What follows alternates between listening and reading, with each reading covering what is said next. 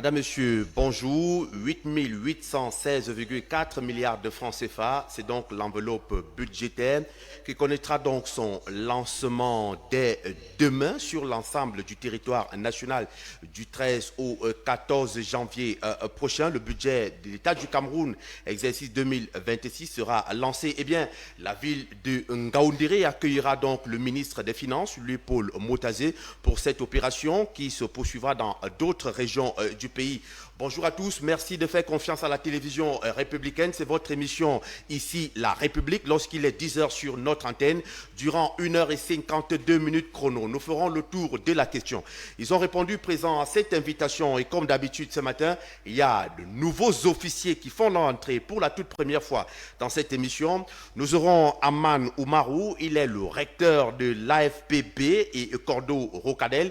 Il nous en dira davantage sur ce plateau. Nous aurons également Freddy Onana. Freddy Onana est spécialiste en communication publique et analyste politique et également l'autre est un habitué de ce plateau. Il s'agit de Fabrice Assoum. Il est le directeur de la publication du journal Panel Hebdo et surtout secrétaire général de Sudcom, justement l'association des journalistes et communicateurs de la région du Sud Cameroun. Ayouk James n'est pas pour sa toute première fois ici. C'est un habitué également de ce plateau. Ayouk James est homme politique, chercheur indépendant.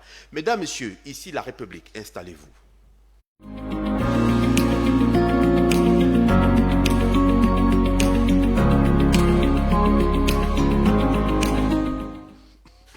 Ils sont donc presque complets sur ce plateau. Un seul invité manque encore à l'appel.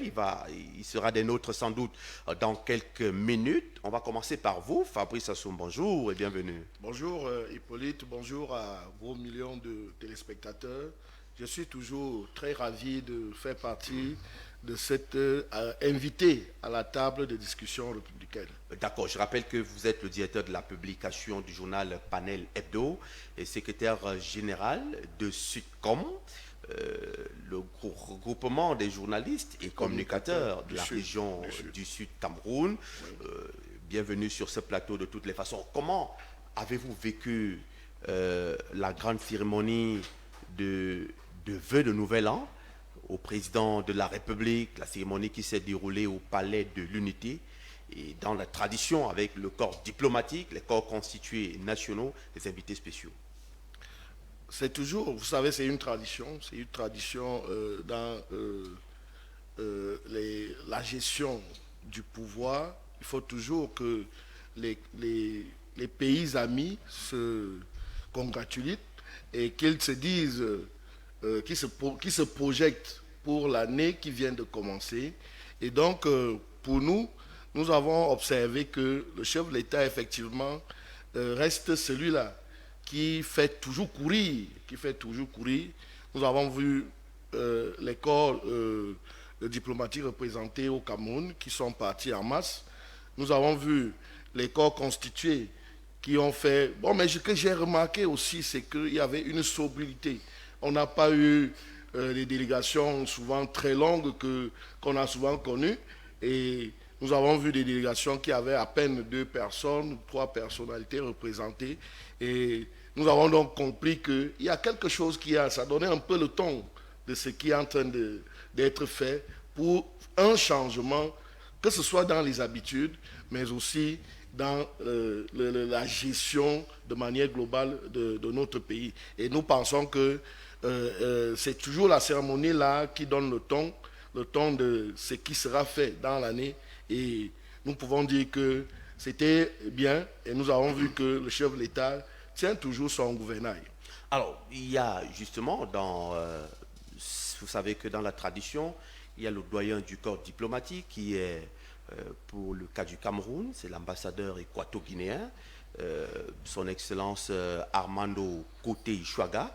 Dans son discours justement au président, face au président Paul Biya, est revenu à saluer d'abord la brillante réélection du président de la République à la magistrature suprême du Cameroun. Et je pense que c'était la première occasion de le faire en présentiel parce qu'il y a eu des des lettres de félicitations félicitations. épistolaires, parce qu'il y a eu des lettres qui sont arrivées, et c'était une grande occasion au Palais de l'Unité. On va accueillir le deuxième invité sur ce plateau. Il s'agit de Freddy Onana. Freddy Onana est expert des questions de communication publique, analyse politique. Il est également le directeur de la publication du journal Le Décret, qui a pris pignon sur rue dans notre pays. Freddy Onana, bonjour et bienvenue. Bonjour Polinama, merci de l'honneur que vous me faites aujourd'hui. C'est un baptême de feu pour moi d'être invité à ce grand rendez-vous important de débat intellectuel avec ces éminents panélistes. Je vais dire bonjour à Fabrice que je retrouve, mon confrère Fabrice, et aux autres copanélistes, et souhaiter également mes voeux les meilleurs au top management de cette télévision qui, faut-il le rappeler, monte en puissance. Et c'est le lieu pour moi ici de féliciter le management et l'entourage que vous avez. D'accord, merci de toutes les façons d'être venu sur ce plateau. Vous avez également regardé cette grande cérémonie au Palais de l'Unité, le président de la République qui a pu communier avec l'ensemble du corps diplomatique et également les corps constitués nationaux au Palais. Oui, Hippolyte, moi je m'arrêtais sur, tout à l'heure Fabrice parlait des vœux au corps diplomatique. Moi je m'arrêtais au niveau des corps constitués nationaux pour dire que, vous savez, en sémiotique, le langage des signes, dans la communication publique, il y a des signes qui ne trompent pas, des signes qui nous parlent. Le chef de l'État, il va sans dire d'ailleurs que c'était une dernière communion avec l'ensemble de son gouvernement. Vous êtes de ceux qui le disent, partage cet avis. Il s'agit des vœux d'adieu. Je partage pleinement cet avis parce que quelques jours avant, il a annoncé la mise en place du gouvernement dans les prochains jours. Oui. S'il faut revenir sur son discours du 31 décembre. Et le 8, jeudi le 8 dernier, il a donné une dernière poignée de main à certains qui feront plus partie du prochain gouvernement, faut-il le rappeler ici. Et je voudrais profiter justement pour dire que tout n'est pas totalement alarmant dans le bilan qu'on peut faire de ce gouvernement après ce septennat. Je voudrais saluer justement ici le management à féliciter de trois ministres, vous me permettez de le dire, oui. Notamment le ministre des Transports, qui durant ce septennat a pesé de tout son poids pour donner une certaine visibilité, une crédibilité à ce secteur qui très souvent a été visé par des mouvements de grève et autres. Je voudrais donc saluer le management du ministre Jean-Ernest Bastien-Galibert. Également, tirer un coup de chapeau au ministre de l'eau et de l'énergie, qui, rassurez-vous, nous sommes en période de saison sèche, mais qui se bat pour que nous ne puissions pas tomber dans le système qu'on a connu par le passé, celui de délestage. Ça n'a pas été facile de mettre en place le barrage de Nachtigal avec tout ce que cela avait comme pesanteur, mais avec l'appui des partenaires internationaux, le Cameroun est parvenu quand même à mettre sur pied ce grand projet structurant qui aujourd'hui fait le bonheur non seulement des Camerounais mais des Yaoundéens que nous sommes en particulier.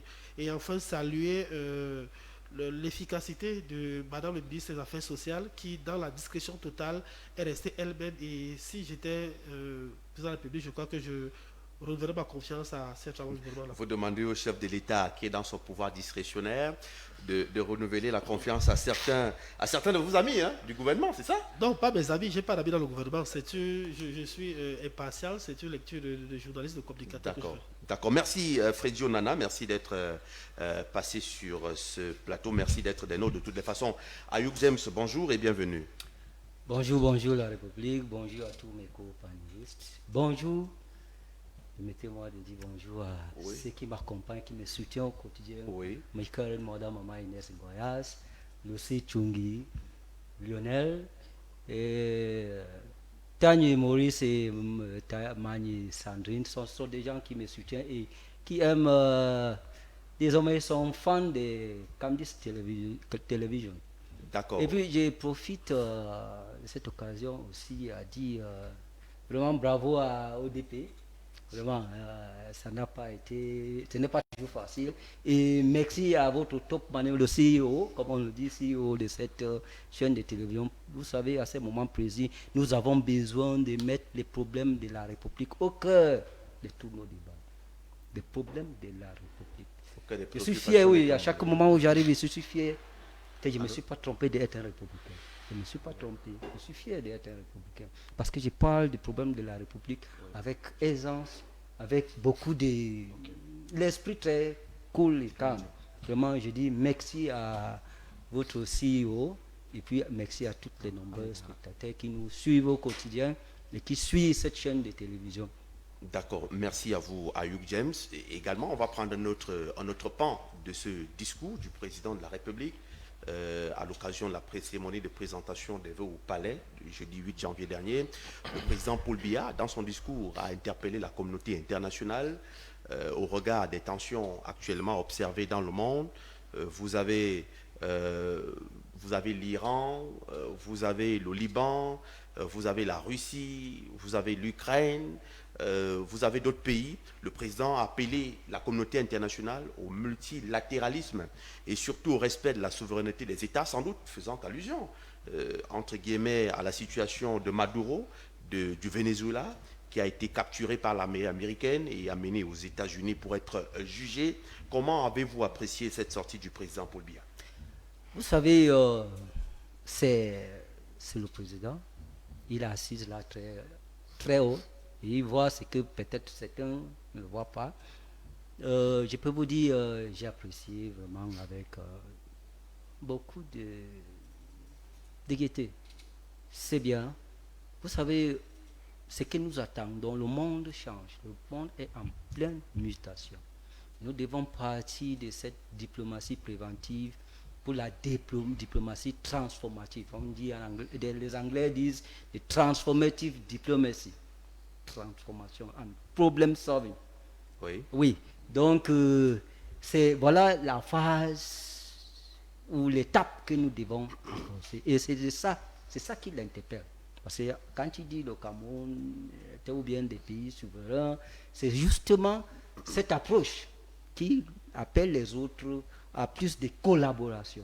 Que s'il y a un problème, nous devons plutôt collaborer avec les autres pour trouver des solutions. Pas d'utiliser les voies de la violence ou bien avoir vraiment la main ou bien être au-dessus de la justice. Mais non, que de trouver si on se retrouve. On dit brotherhood. Quand vous retrouvez qu'il y a un problème quelque part, il faut que vous assistez, vous allez là-bas trouver des solutions. Pas aller agresser, mais aller trouver des solutions à ces peuples-là. Oui. Parce qu'au finish, un homme politique, la politique est là pour le bien-être. Hein. La politique est là pour soutenir l'humanité. La politique n'est pas là pour la violence, la politique n'est pas là où la démocratie, comme vous dites, puisque c'est le mot où tout le monde emploie. Non, ce n'est pas là pour promouvoir la violence, ce n'est pas pour promouvoir l'injustice, c'est juste pour collaborer avec les autres et puis trouver des problèmes, des solutions aux problèmes auxquels ils font face. Ce n'est pas pour aller les adresser. Donc, je dis merci encore une fois de plus parce qu'il garde toujours son 700 fois et puis à chaque moment, quand il fait sa sortie, il dit exactement ce qu'il faut dire à qui veut entendre. D'accord, Oui. son caractère pacifique. Voilà la résolution. Le président qui a toujours choisi la voie des résolutions pacifiques, des problèmes de quand même demander qu'il soit fait prix Nobel de la paix. Oui, dans le monde entier au regard de ses positions. Nous allons accueillir un autre invité. Il est également là pour sa toute première fois.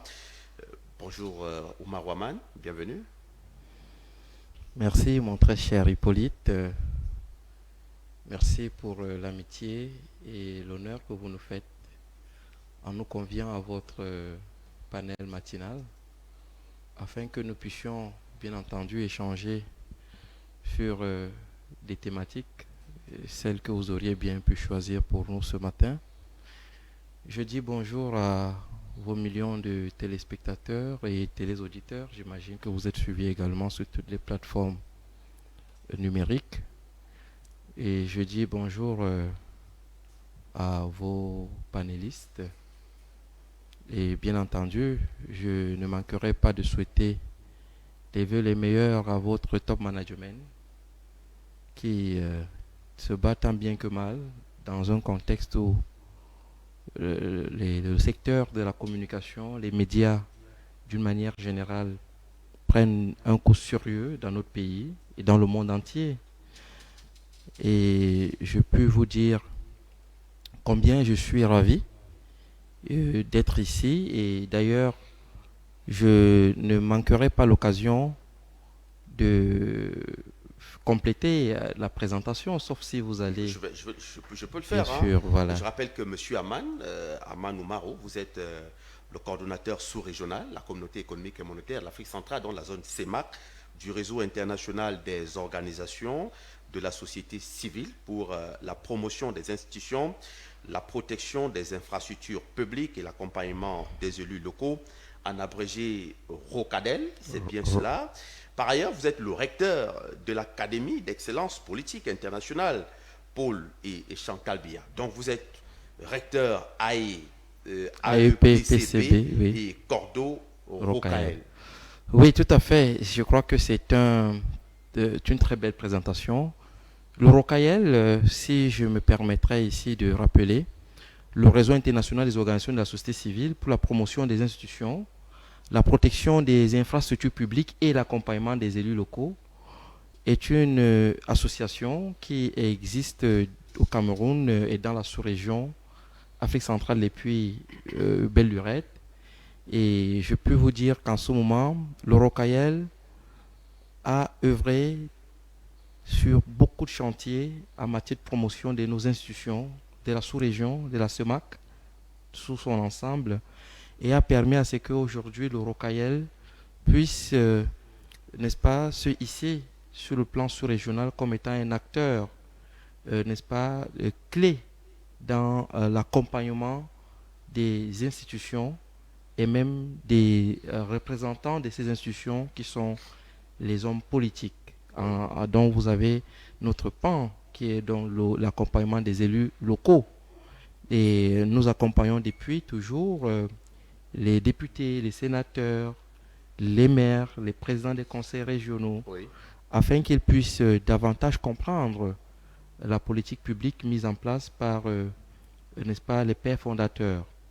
Et d'ailleurs, c'est dans cette lancée que nous avons mis sur pied et dont je suis le promoteur de l'Académie d'excellence politique internationale pour les Chantal Biya, parce que nous estimons que il faut aujourd'hui transformer les idéaux et valeurs politiques du président Biya en objet de culture, de sciences et de connaissances pour permettre, n'est-ce pas, d'impacter véritablement cette jeunesse-là qui voudrait, n'est-ce pas, c'est-à-dire comprendre quelles sont les attentes, quels sont les enjeux géopolitiques, sociopolitiques, n'est-ce pas, du président de la République et de son épouse, Madame Chantal Biya, qui aujourd'hui, d'ailleurs, vous l'avez si bien dit, peut être, et d'ailleurs doit l'être, n'est-ce pas, nominée parmi, n'est-ce pas, les prix Nobel du monde entier. Donc il faut vraiment qu'il soit érigé à ce titre-là, parce que vous souvenez bien, le président Gbagbo le disait, que le président Biya est un grand maître de la sagesse politique dans le monde. Et bien d'autres chefs d'État l'ont également dit.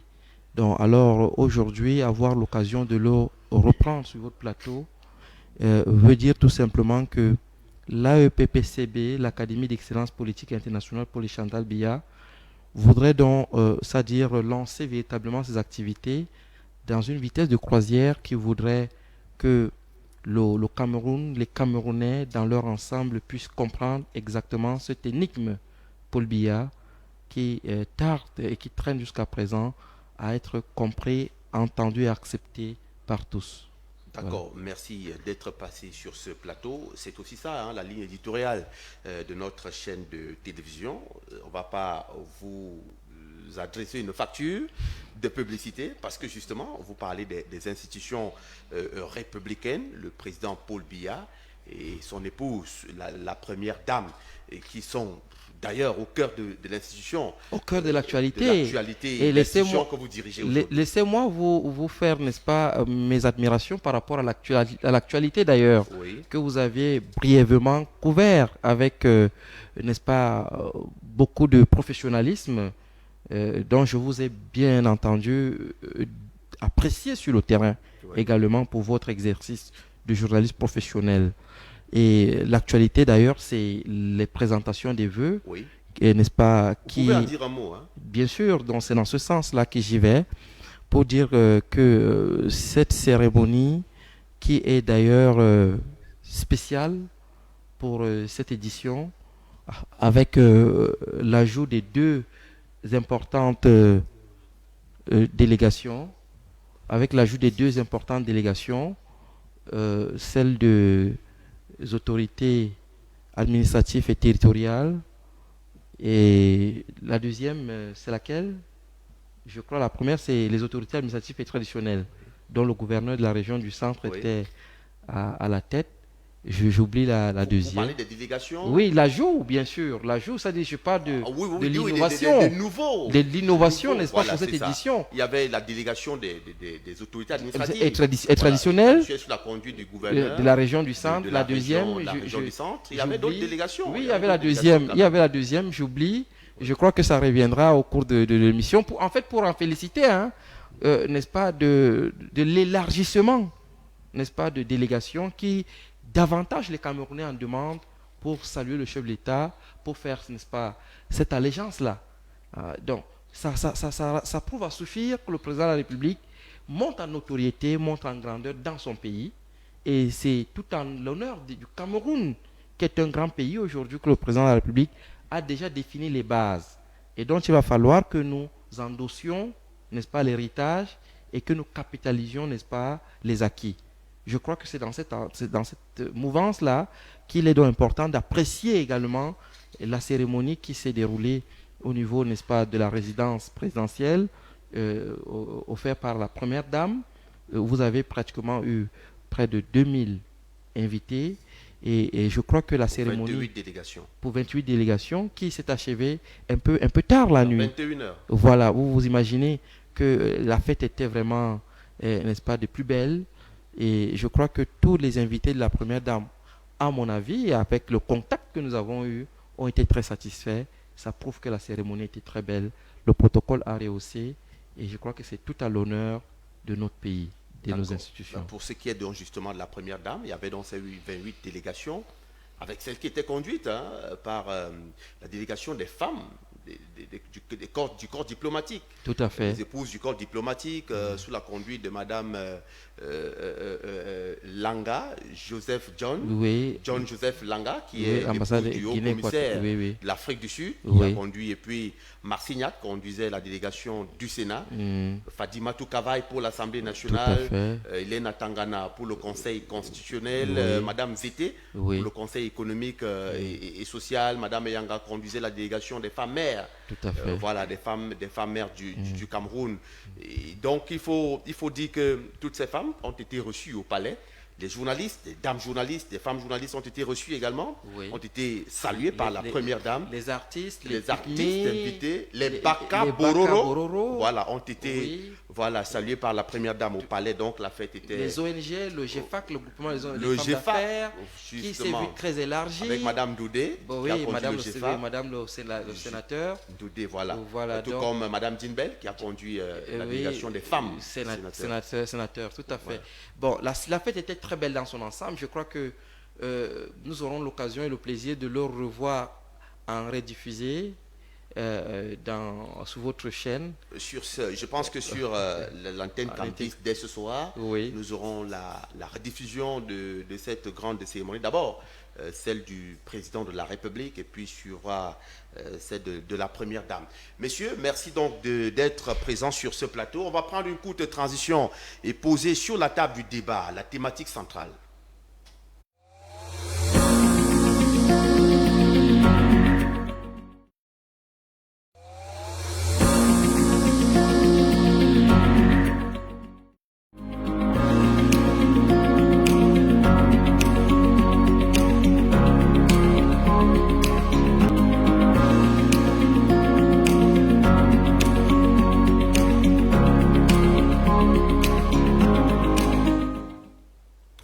Voilà, le budget, donc l'État du Cameroun, 8 816,4 milliards de francs CFA. C'est la valeur donc de l'enveloppe budgétaire de l'exercice 2026 de la République du Cameroun. Le budget en question sera lancé du 13 au 14 janvier prochain dans les 10 régions du pays. Le ministre des Finances, je pense que sera du côté de Ngaoundéré, capitale régionale de la Damawa. On va vous donner lecture de ce communiqué. Radio, le ministre des Finances, Léopold Motazé, porte à la connaissance des ordonnateurs, maîtres d'ouvrage et maîtres d'ouvrage délégués, des contrôleurs financiers et comptables publics, ainsi que des opérateurs économiques, que le budget de l'État au titre de l'exercice 2026 est exécutoire pour compter de la date du 1er janvier 2026. Il invite par conséquent les acteurs de la chaîne budgétaire et les différents partenaires à prendre part aux cérémonies marquant l'ouverture des opérations sur le budget de l'État au titre de l'exercice 2026 qu'il organise les 13 et 14 janvier 2026 dans tous les lieux des circonscriptions financières. Le ministre des Finances compte sur la participation de tous à ces importantes assises dont l'objectif est d'assurer une exécution saine, harmonieuse et optimale des budgets publics à travers donc une meilleure appropriation de la réglementation en matière de finances publiques en général et de politique publique pour l'exercice 2026. Fabrice Assoum, avec vous, je rappelle que vous travaillez, vous êtes généralement dans des couloirs du ministère des Finances, dans le cadre de vos travaux de journaliste. Est-ce qu'on peut dégager déjà, au moment où on va lancer ce budget, est-ce qu'on peut dire qu'il y a une priorité phare ou alors il y a des priorités phares qu'on appellera ici des urgences socio-économiques? Oui, Hippolyte, le ministère des Finances, le budget de l'État, ce sont des termes très importants. C'est vrai qu'on va afficher le thème, la thématique à l'antenne. Dans la République. Et effectivement, comme vous l'avez mentionné, nous avons souvent eu à traiter des questions des activités liées au ministère des Finances dans notre rédaction. Et nous avons également été associés plusieurs fois pendant des années aux activités de lancement justement du budget de l'État. Et la dernière activité à laquelle nous avons participé est effectivement celle de l'année 2025 qui vient de s'achever. Et dès aujourd'hui, effectivement, la délégation du ministère des Finances se trouve déjà à Ngaoundéré, dans la région de la Damawa, pour effectuer effectivement dès demain le lancement officiel du budget de l'État. Je voudrais d'abord revenir sur la symbolique de cette activité, parce que vous devez le savoir, au Cameroun, effectivement, nous avons une année budgétaire qui démarre toujours le 1er. Mais ce qui est important, c'est que c'est sur, on va dire sur les écrits que l'on le dit, mais le lancement officiel donne donc le ton de l'exécution, ou alors, de l'exécution du budget. Et depuis que l'actuel ministre est au ministre Louis-Paul Montazeux et au ministère des Finances, il a institué cette rotation. Parce que lorsque le ministre des Finances se déplace pour une région choisie, c'est vraiment de l'économie qu'on parle en ce moment. Oui. Parce que, voyez-vous, j'ai été très impressionné lorsque j'ai été associé à ces activités. C'est beaucoup de délégations, beaucoup de personnes qui se déplacent. Et la ville en question fait vraiment en 2 ou 3 jours, une semaine, un boom dans le cadre de développement. Il y a des infrastructures qui sont aménagées parce que je suis sûr, lorsque le ministre va effectuer, parce qu'après le lancement officiel demain, mercredi, il y aura la visite de toutes les structures, toutes les administrations qui relèvent de toutes les administrations relevant du ministère des douanes, les impôts et autres là, et une séance de travail pour écouter les doléances de ses collaborateurs au niveau local. Qu'est-ce qu'il y a comme spécificité? C'est pour cela que c'est donc là où je vais enchaîner avec votre question. Vous parlez des priorités, des urgences. Non, au Cameroun, nous savons tous tout est urgent. Il y a de nécessité partout. Dans tous les secteurs d'activité, dans tous les secteurs socio-économiques, il y a une urgence. Vous pouvez, si je commence à les citer là, Hippolyte, je crois que je ferai l'émission tout seul. Donc, je voudrais dire qu'il y a urgence dans l'intervention de l'État à chaque fois que l'État pense qu'il y a une priorité.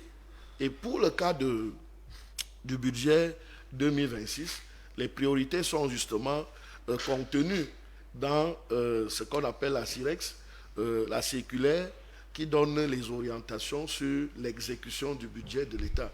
Je pourrais revenir tout à l'heure là pour lorsqu'on aura fait le tour de la question. D'accord.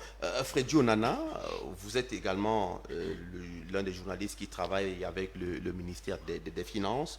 On a vu à l'Assemblée nationale, lors de la session budgétaire de novembre passé, le Premier ministre, comme d'habitude, est monté au pupitre pour présenter le programme économique, financier, et social et culturel et qui définit donc la trajectoire de l'exécution de ce budget de l'État du Cameroun. Et parmi donc ces priorités du gouvernement figurent en bonne place les routes, mais sauf que les Camerounais demandent davantage des routes qui peuvent permettre aux bassins de production de ravitailler des grandes métropoles. Hippolyte, merci de la pertinence de la question. Je voudrais quand même relever que chaque année, le ministre Moutazo, depuis que le ministère des Finances procède à la cérémonie de lancement de l'exécution du budget. Moi, je ne sais pas à quoi ça rime, ces expressions-là. Mais c'est une Parce qu'en tradition. réalité, le budget est exécuté dès le 1er janvier. Il y a une circulaire d'ailleurs qui fait foi. Maintenant, j'ai fait le tour des régions avec la délégation du ministère des Finances. Où cette année-ci, je ne suis pas parti, où j'ai pu constater que c'est un événement qui est essentiellement onéreux pour le trésor public de l'État. Parce que, rendez-vous compte que dans cette délégation, il y a plus de 500 personnes qui voyagent, qui font le déplacement, et des frais d'émission et autres. Et il y a des personnes qui n'ont pas rien à faire là-bas, mais qui sont dans cette délégation. Et l'État, comme ça, dépense plus de 300 millions de francs pour 2-3 jours d'un événement en réalité qui n'a pas d'impact socio-économique dans la vie des Camerounais. Je m'explique davantage pour dire que en ce moment où je vous parle, on a clôturé l'année 2025 avec une dette intérieure très importante, très forte. Les prestataires, beaucoup de prestataires n'ont pas été payés jusqu'ici. Si vous déposez une facture de 500 000 francs au Trésor, à la direction générale du Trésor, je vous assure que vous ne serez pas payé. Parce qu'on vous donnera la réponse qu'il n'y a pas d'argent dans les caisses. Et où est le lien Mais entre... on est en train de débloquer. Je vais vous faire comprendre une chose, c'est que, Oui. en réalité, pour ma part, cet événement n'a pas lieu d'être, déjà. Avant de vous répondre, de votre Il ne question. faut pas lancer le Pour budget. moi, non, ce n'est pas ce que j'ai dit. C'est la cérémonie de lancement de l'exécution du budget. Oui. Le budget est déjà exécutoire, il n'a pas besoin d'une cérémonie de lancement. C'est ce que je vais vous faire comprendre. C'est juste parce que dans d'autres pays, on a pris coutume à être très gabégiste. Parce que lorsque le ministre va, par exemple, à la région, moi j'ai été à Baroua, par exemple. Quand nous sommes rentrés à Baroua, qu'est-ce qui a changé? Il y a des promesses qui ont été faites là-bas. Rien n'a été fait. La route Bora-Dabaga à Kousseri avait longuement fait objet de débat. Il y a cela 2 ans, parce que c'était au sud de Saboya. C'était en 2024. À Barroso, en 2024. Qu'est-ce qui a changé par la suite? Rien du tout. Ça veut dire qu'on ne ressent pas l'impact socio-économique de cette cérémonie. Mais vous êtes quand même d'accord avec nous qu'ils ont la liberté de définir la manière de conduire les politiques publiques. C'est-à-dire qu'on peut décider justement de mettre sur pied une cérémonie de lancement. Donc, ce que je suis en train de dire, c'est que je suis un défenseur de la fortune publique de l'État. Et je voudrais vous rappeler ici qu'on ne peut pas être en train de... Il y a par exemple en ce moment, les ex-employés de la société d'État qui n'ont pas encore bénéficié de leur dû actuellement. Et il y a des prestataires en 2025 qui n'ont pas encore été payés. Certains de 2024 n'ont pas encore été payés. Mais on dépasse quand même de l'argent pour aller faire de la fanfaronnade chaque année. Je crois qu'à ce niveau, moi je veux le dire, je dois aller à quelqu'un. Le ministre Moutazo et son équipe, et son directeur général du budget, ils ont échoué à ce niveau. D'accord. C'est mon point de vue, je l'assume. Maintenant, pour répondre à votre question, oui. Vous voyez, on a un budget qui n'est pas très équilibré. En 2024, on avait 24% du budget qui était dédié au budget d'investissement public. Oui. C'est-à-dire l'enveloppe globale a été revue à la hausse, mais l'enveloppe destinée au BIP a été réduite à 22%. Qu'est-ce que nous pouvons attendre lorsque vous avez une enveloppe de 22% pour le développement? Tout à l'heure, vous parlez des routes. On va construire quelle route avec 22% du budget actuel? On ne peut pas s'en sortir. Et pour aller plus loin, on a parlé le Premier ministre avait présenté parmi les priorités, il parlait justement du développement du numérique. Est-ce que vous savez que dans ce budget, nulle part, il est défini le montant alloué pour le développement du secteur numérique au Cameroun. C'est défini nulle part. Ça veut dire qu'on ne pas quoi. Et il y a un déficit budgétaire de plus de 630 milliards de francs. C'est-à-dire que vous avez un budget qui est en hausse, mais le déficit est plus important que l'année précédente. Ça veut dire que là, il y a un problème de déséquilibre macroéconomique. Et ce qui fait donc que vous présentez un gros budget, des gros montants, mais quand on évalue l'année, en décembre, après 12 mois, on se rend compte qu'il n'y a véritablement pas eu d'investissement probant concret qui peuvent être et qui peuvent impacter le quotidien des Camerounais. Tout à l'heure, on parlait, dans votre thème, justement du développement socio-économique, mais je vais vous faire comprendre que dans ce budget, et le chef de l'État a dit dans son discours du 6 novembre et le 31 décembre également qu'il y aura 50 milliards de francs qui seront alloués pour l'autonomisation des femmes et des jeunes. Moi, je verrai comment ces 50 milliards seront alloués. Vous voyez que sur plus de 8 816,4 milliards, les 50 milliards qu'on alloue pour l'autonomisation des femmes et des jeunes, combien de femmes on a au Cameroun qui sont autonomes, qui sont entrepreneurs? Combien de jeunes on a qui sont entrepreneurs? 50 milliards, c'est largement insuffisant. Il y a d'autres, je pense qu'il y a d'autres poches. Il n'y a pas que cette politique, ça c'est une politique spéciale. L'argent est pris dans le budget de l'État. Oui, c'est une politique spéciale. C'est dans le budget de l'État qui est appelé à financer ces projets.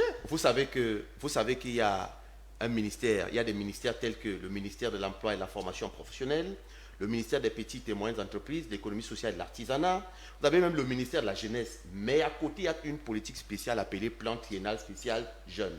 Mais vous parlez de plan triennal, ça fait plus de 3 ans qu'on parle de ça. C'est-à-dire que c'est je souhaiterais qu'on revienne sur la question justement des infrastructures, notamment les bassins de production, qu'on ne se concentre pas sur Yaoundé et Douala. Oui, justement. Alors, est-ce que vous savez par exemple que pour le budget actuel, l'investissement de l'État, l'État a un remboursement de la dette qui va à près de 2 000 milliards de francs. Et il y a un projet également c'est la route toujours? Non, justement, je vais en venir. Il y a un projet parce que vous avez plus de 8 000 milliards de francs, mais vous êtes toujours en train d'emprunter de l'argent. Et si vous savez qu'à partir du mois de juin, on va faire des emprunts obligataires, des émissions de titres publics, pour réaliser justement, construire ce dont vous parlez là. Ce n'est pas avec le budget qu'on a voté aujourd'hui qu'on va réaliser ces grands travaux. Pas du tout. C'est toujours avec les emprunts obligataires, des emprunts extérieurs, ou alors des émissions de titres publics internes des banques extérieures dans notre pays, qu'on vient réaliser ces projets. En réalité, c'est ça, c'est pas le budget global de l'État. C'est ce qu'on ne dit peut-être pas souvent. Est-ce que vous savez que dans ce budget, on tient compte des emprunts? On tient compte des emprunts? Non, justement, on tient compte des emprunts. Et les emprunts sont inclus? On tient compte des emprunts, sauf que ce sont ces emprunts-là qui viennent plutôt réaliser certains projets structurants, comme la construction des grandes routes, pour ne pas parler de Yaoundé. Et je veux donc ici présenter les carences de ce budget-là qui nous a été présenté et donc demain on va assister à une grosse fanfaronnade en réalité qui n'a pas lieu d'être. Vous ne voulez pas répondre à la question liée aux infrastructures, on revient à vous tout à l'heure. Ayoub James, vous avez des priorités que vous souhaitez voir être réalisées? L'investissement. Oui. L'investissement. Vous savez, en économie, lorsque vous n'investissez pas, il est difficile non seulement de payer vos dettes, de nourrir votre population. C'est très difficile, l'investissement. Moi, je pense que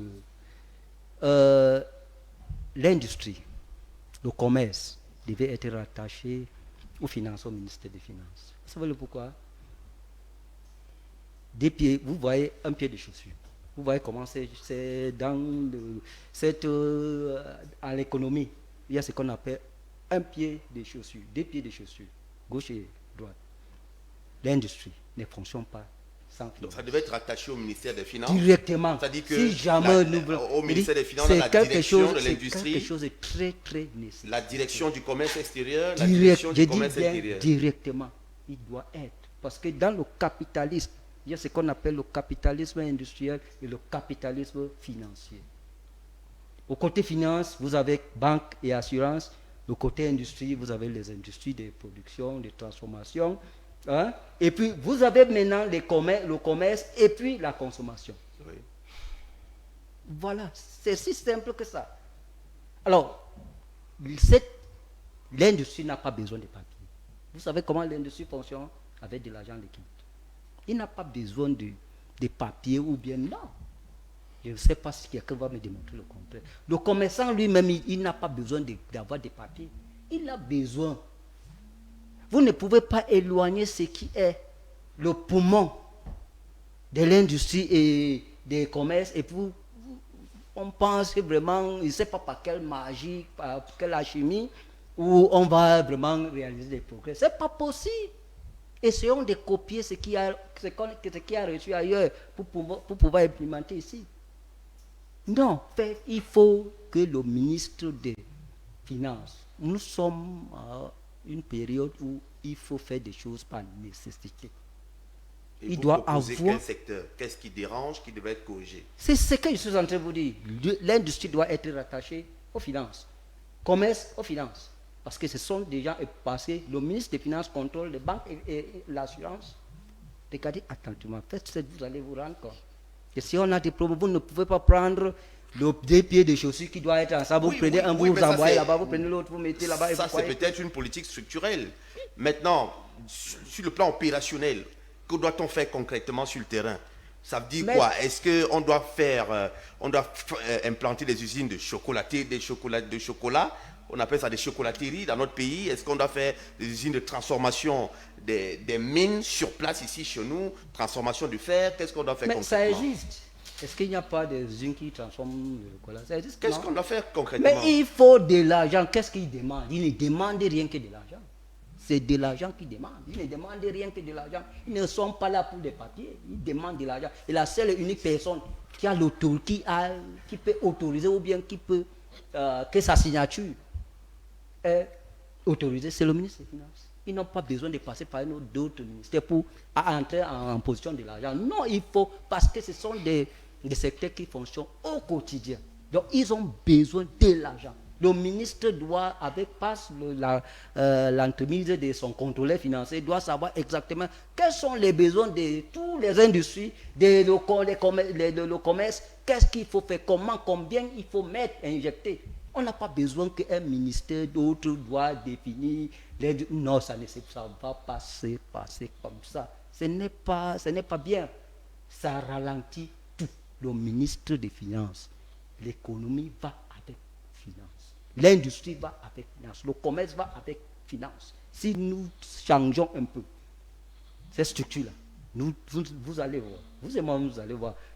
Vous allez vous rendre compte que si vous essayez de rencontrer les jeunes qui sont là-bas, vous allez voir, parmi 10 jeunes, ils vont vous dire, 7 vont vous dire que travailler dans la fonction publique ne m'inspire pas. Je vais être autonome. Allez faire cette recherche, vous allez vous rendre compte. Ils n'ont pas besoin. Mais pourquoi ils se retrouvent dans la fonction publique? C'est juste parce qu'il manque cette liquidité-là pour lancer les activités. Il manque cette liquidité-là. Et c'est pour ça que quand ils entrent dans la fonction publique, tous ceux qui vont là-bas chercher c'est de l'argent. La plupart de ce sont les hommes d'affaires. La plupart de ces fonctionnaires sont les hommes d'affaires. Pourquoi ils sont les hommes d'affaires? C'est leur vocation. Vous ne pouvez pas empêcher quelqu'un d'exercer sa vocation. Il est là, il cherche de l'argent, va au quartier, vous allez voir. Soit il cherche 1 ou 2 personnes, il leur donne l'argent, il se lance dans le commerce. Vous voyez que lorsque c'est un problème d'organisation et de structuration de notre système, on ne peut pas payer. Vous voyez qu'on n'investit pas, on ne produit pas le gain, donc suffisamment de bénéfices pour payer même la dette interne ou bien la dette externe. Pourquoi? Parce qu'on investit moins. Même le peu qu'on investit avec tout ce que nous connaissons là, ça devient très très difficile. Je vous ai dit, et je continue, tu as dit aux Camerounais que l'industrie et le commerce, les poumons, c'est banque et assurance. Si nous voulons vraiment que dans les jours, dans les années à venir, que ce que nous rêvons là, le Cameroun que nous rêvons là, qu'on ramène l'industrie aux finances, on ramène le commerce aux finances, et puis on met les contrôleurs. Et puis, vous allez voir. Parce que c'est ça la réalité. Le lancement, comme mon frère disait, bon, moi je sais que chaque chose doit être par nécessité, surtout à ce moment précis, on doit faire des choses par nécessité. S'il n'y a pas une nécessité de faire des choses, ça ne vaut pas la peine. De le faire, ça ne vaut pas la peine. Tout doit être par nécessité, pas par la propagande ou bien par par pression ou par propagande, non, mais tout doit être par nécessité. On calcule, on mesure avant, on pèse avant de poser les actes. On calcule, on mesure, on pèse les actes avant de les poser. D'accord, merci pour ce geste sur la question. Aman Oumarou, est-ce que vous avez également la même question que j'ai posée aux autres, c'est-à-dire des secteurs qui sont aujourd'hui des urgences socio-économiques qui devraient intéresser les populations? Alors, je crois que d'entre deux jeux, je crois qu'il faut d'abord que nous puissions comprendre qu'on a besoin de quelque chose d'important dans notre pays pour rejoindre, n'est-ce pas, votre copanéliste. Il a parlé de l'investissement. Je crois que l'investissement, le premier investissement qu'il faut faire, aujourd'hui, on a besoin de l'investissement humain. Il faut investir sur les humains.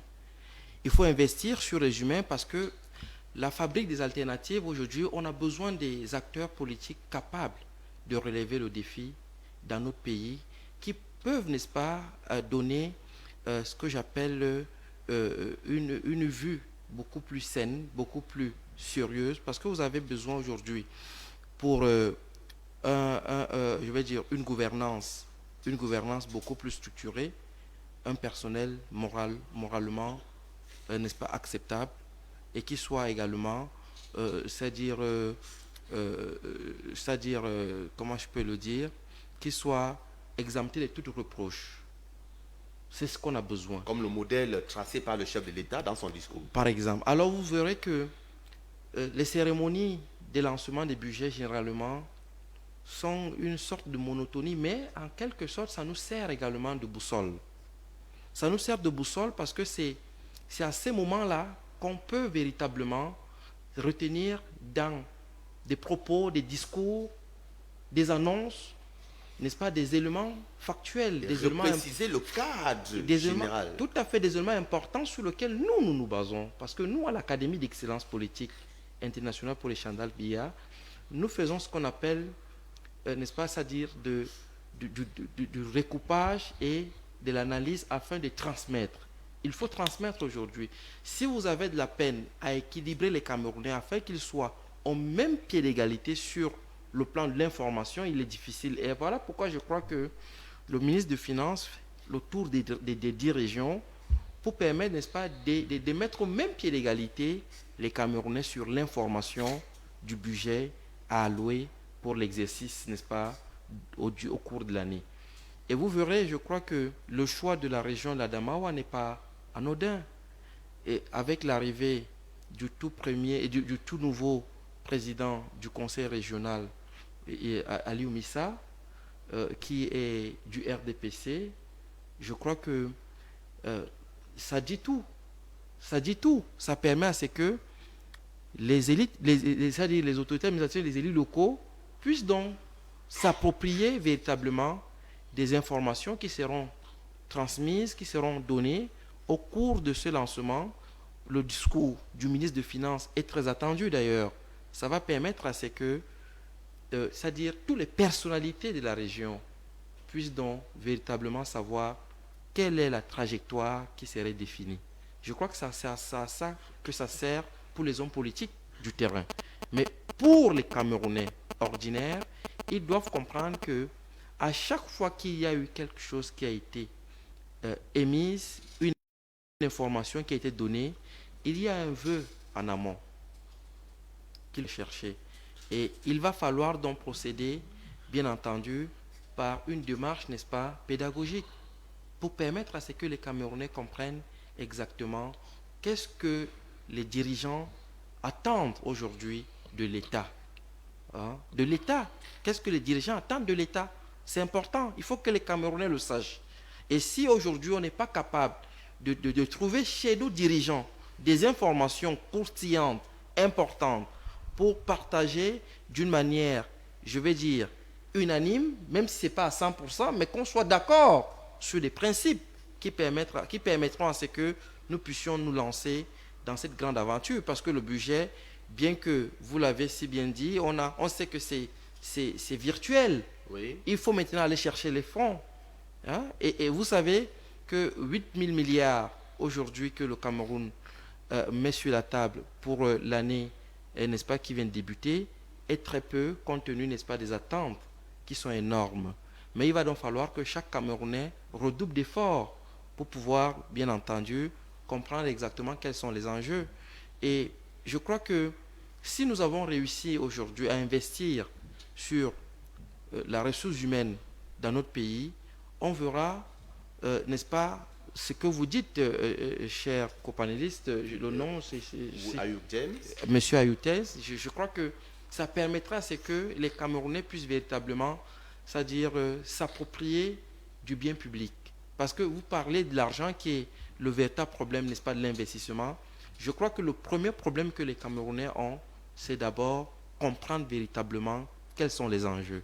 Si on a compris les enjeux, on pourra facilement accompagner les pouvoirs publics, accompagner les institutions et véritablement, n'est-ce pas, tenir tête. Donc je crois que pour ce qui est des attentes, il va falloir que les Camerounais puissent d'abord, avant même qu'ils espèrent que les choses vont être améliorées, qu'ils puissent d'abord se saisir de ce qui est fait. Ce qui est fait jusqu'ici, est-ce que nous l'avons véritablement endossé? Je crois que c'est même ça à quoi sert une cérémonie de lancement du budget. C'est pour vous dire que ce qu'on va faire cette année, nous le faisons avec vous les populations, nous le faisons avec vous les autorités, n'est-ce pas, administratives et politiques, pour que vous puissiez endosser ce qui va être réalisé. Et tout ce qui va être réalisé ne se fera que avec votre probation, votre collaboration et même votre, n'est-ce pas, capacité à gérer ça plus tard. Parce que vous allez vous rendre compte que la gestion aujourd'hui des biens publics dans notre pays devient un sérieux problème. Oui. On peut vous construire des plus belles routes. On peut vous construire, n'est-ce pas, les points d'eau dans chaque maison. On peut vous installer cela, l'électricité, n'est-ce pas, partout dans les rues. Mais regardez comment les Camerounais les utilisent. L'incivisme aujourd'hui s'est installé comme étant une règle. On n'arrive plus à respecter le minimum de ce qui est fait comme bien public dans notre pays. Et ça se dégrade très vite. Déjà, on a un problème avec les réalisations par les prestataires, parfois véreux. Mais on a également, n'est-ce pas, cet incivisme caractérisé des Camerounais, qui aujourd'hui devient, n'est-ce pas, une forme de règle établie. Il faut casser ça. D'où la nécessité d'aujourd'hui d'investir dans la ressource humaine, et n'est-ce pas? Et parce que vous avez des fonctionnaires qui vont exécuter ce budget. Ces fonctionnaires, vous les prenez où? Vous l'avez si bien dit aujourd'hui. Et c'est l'image qu'on a des fonctionnaires. C'est des gens qui viennent se servir tout simplement. Mais si on a une image comme ça, n'est-ce pas, de ceux-là qui sont appelés à exécuter ce qui est pour nous tous, on va donc à dire qu'on a du sérieux problème. Et il faut donc commencer à régler ce problème-là en investissant sur, n'est-ce pas, ce que j'appelle la ressource humaine. Il faut moraliser l'espace public. Il faut donner la capacité aux élus locaux d'avoir aujourd'hui les moyens n'est-ce pas, de se mouvoir, de se déplacer et de participer efficacement sur le terrain. Ça, c'est important, n'est-ce pas, dans un pays qui est, n'est-ce pas, en pleine maturation et en pleine progression comme le Cameroun. Je crois que c'est dans cette approche que si le budget doit être lancé, vous avez bien dit, on ne devrait pas attendre si l'exécutoire en début d'année. Oui. On ne devrait pas attendre, n'est-ce pas, un lancement. Mais le lancement, il est symbolique. Oui. Et ça rentre, n'est-ce pas, dans ce qu'on appelle, généralement l'approche, n'est-ce pas, par relation. On a besoin de tout le monde. Peu importe, n'est-ce pas, les moyens que ça va coûter, mais on a besoin de faire participer tout le monde. On aurait pu rester chacun de son côté. On dit, bon, les choses, n'est-ce pas, sont mises en marche. Beaucoup de Camerounais ne sont pas d'ailleurs informés que le budget du Cameroun, c'est un peu plus de 8 milliards. Ils sont nombreux. Mais alors, au courant de ces cérémonies, il y aura un ramdam que vous allez faire, n'est-ce pas, aux côtés de vous, les journalistes, la société civile que nous sommes, allons également faire un travail. Et les jeunes vont également essayer de se réapproprier tant bien que mal de la chose. Et je crois que c'est l'information là qu'il faut pour permettre aujourd'hui aux Camerounais de savoir exactement quelles sont les attentes et quelles sont les priorités sur lesquelles nous devons établir. D'accord. Avant de revenir à vous, Freddy Onana. Pour ne pas perdre le fil des idées. Oui, vraiment 10 secondes. Allez-y. D'accord. Je voudrais dire au recteur, dont je salue la clairvoyance des idées, que si le lancement du budget est symbolique, c'est-à-dire qu'on peut se passer de cette symbolique-là. Et vous dire que ce qui se passe là-bas à Gaoundéré, c'est quoi? Donc, d'abord, Gaoundéré n'a pas été choisi par besoin stratégique. C'est une rotation. Voilà, c'est une rotation. Il reste, je crois qu'il restait 3 régions, le centre, le nord-ouest et l'ouest. Et puis Gaoundéré a été choisi. Maintenant, ce qui se passe, c'est quoi? C'est que le ministre des Finances ne parle pas le gouvernement. Le Premier ministre a présenté le 26 novembre dernier le programme économique et financier et social du Cameroun. Le chef était venu davantage le renforcer le 31 décembre. Ce que le ministre des Finances va faire lors du lancement du budget, il ne va rien dire de nouveau en réalité. D'accord. On va revenir. Vous avez terminé vos 10 secondes. Hein. On revient à vous tout à l'heure. Fabrice Assoum. Il y a également cette politique publique mise sur pied par le gouvernement il y a quelques années aujourd'hui, l'import-substitution. Dans le programme économique qu'évoque Freddy Onana sur ce plateau, le Premier ministre disait en ces termes, pour réduire le déficit de la balance commerciale et dynamiser le secteur productif, le gouvernement poursuivra donc l'accélération de la politique d'import-substitution, notamment à travers la mise en œuvre du plan intégré d'import-substitution agro-pastorale et halieutique. Dans cette optique, dans le secteur de l'agriculture et du développement rural, le gouvernement va principalement œuvrer à 2 points. Il